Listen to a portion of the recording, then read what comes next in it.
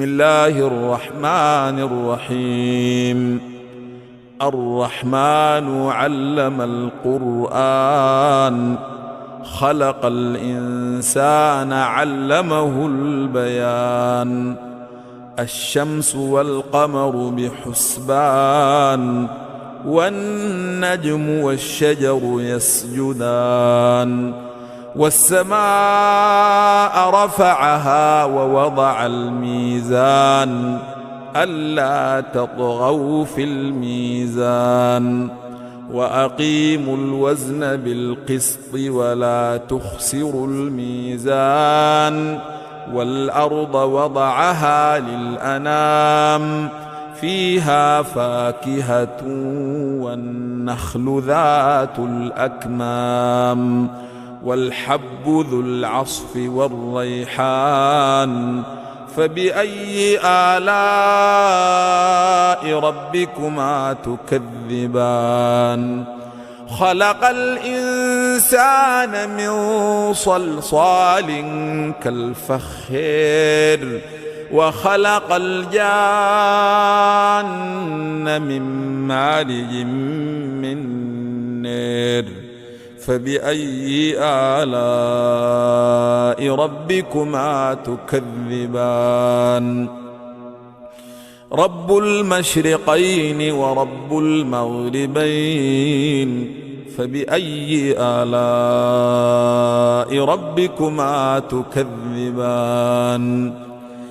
مرج البحرين يلتقيان، بينهما برزخ لا يبغيان. فبأي آلاء ربكما تكذبان. يخرج منهما اللؤلؤ والمرجان، فبأي آلاء ربكما تكذبان. وله الجوار المنشآت في البحر كالأعلام، فبأي آلاء ربكما تكذبان. كل من عليها فان، ويبقى وجه ربك ذو الجلال والإكرام. فبأي آلاء ربكما تكذبان. يسأله من في السماوات والأرض، كل يوم هو في شأن. فبأي آلاء ربكما تكذبان. سنفرغ لكم أيها الثقلان، فبأي آلاء ربكما تكذبان. يا معشر الجن والإنس، إن استطعتم أن تنفذوا من أقطار السماوات والأرض فانفذوا، لا تنفذون إلا بسلطان. فبأي آلاء ربكما تكذبان. يرسل عليكما شواظ من نار ونحاس، فلا تنتصران. فبأي آلاء ربكما تكذبان. فإذا انشقت السماء فكانت وردة كالدهان. فبأي آلاء ربكما تكذبان. فيومئذ لا يسأل عن ذنبه إنس ولا جان. فبأي آلاء ربكما تكذبان. يعرف المجرمون بسيماهم، فيؤخذ بالنواصي والأقدام.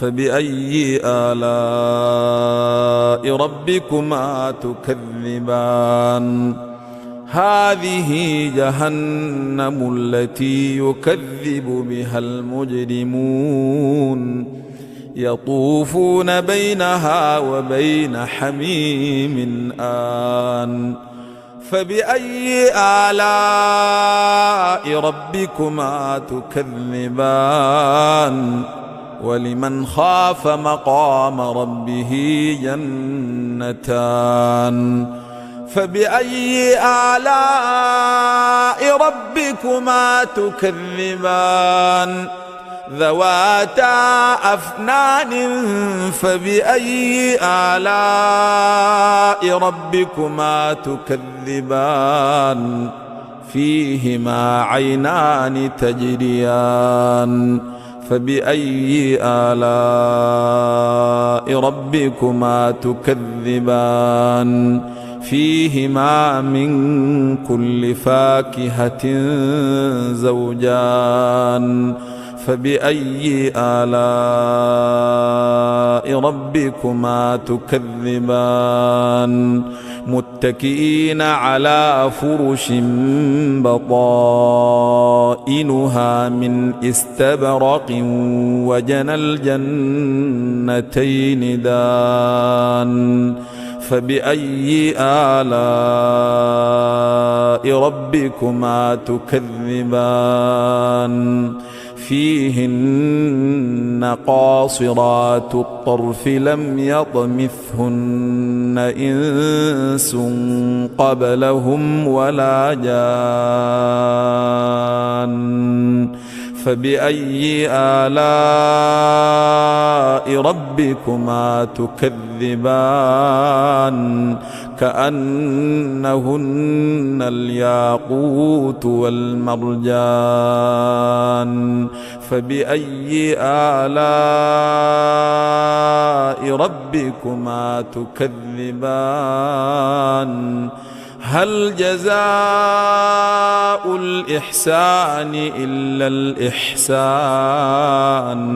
فبأي آلاء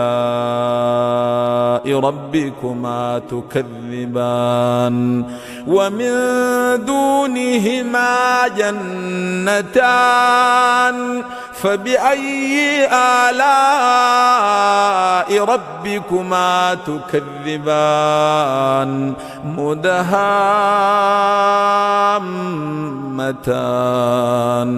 فبأي آلاء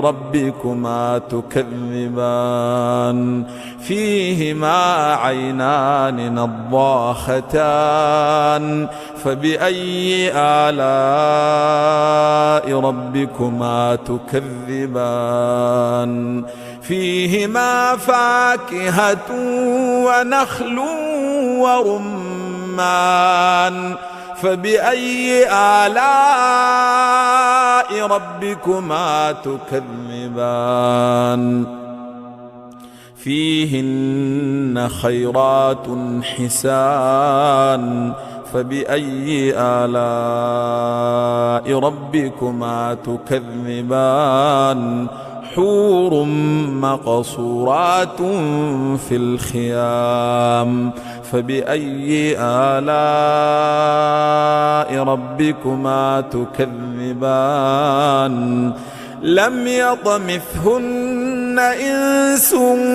قبلهم ولا جان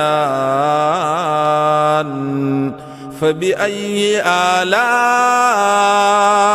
ربكما تكذبان متكئين على رفرف خضر وعبقري حسان فبأي آلاء ربكما تكذبان تبارك اسم ربك ذي الجلال والإكرام